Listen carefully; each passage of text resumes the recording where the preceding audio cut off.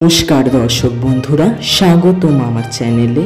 আজকের বিষয়বস্তু হচ্ছে দেবী রুদ্রাণী। দেবী রুদ্রাণী হচ্ছেন গণেশের শক্তিরূপা দেবী।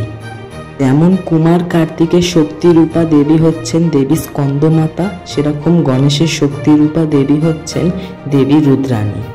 পুরাণ মতে দেবী রুদ্রাণী দ্বিভুজা, ত্রিনয়নী, রুদ্রাক্ষের মালা ধারণ করেন, লাল পেরে সাদা শাড়ি পরে থাকেন। দেবীর এক হাতে বরমুদ্রা ও এক হাতে পদ্ম। নিচে গণেশ ক্রোধ নামক এক অসুরকে বধ করছে।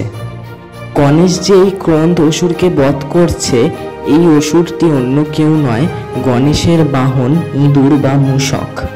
এই অসুর যখন গণেশের হাতে পরাজিত হয়, তখন এই অসুর গণেশ ও দেবী রুদ্রাণীর কাছে ক্ষমা চেয়ে নেয়। পর গণেশ তাকে বর দেয় তার বাহন হওয়ার। দেবী রুদ্রাণী মাতৃ ও স্নেহ শক্তিময়। এই দেবীকে আমি পদ্মের ওপর আড়হুড়া রেখেছি।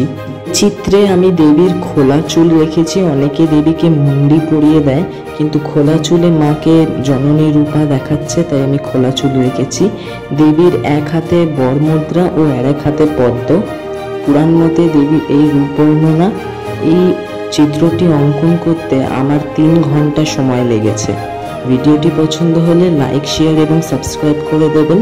ধন্যবাদ। চলুন দেখতে থাকি দেবী রুদ্রাণীর পুরো চিত্রটি।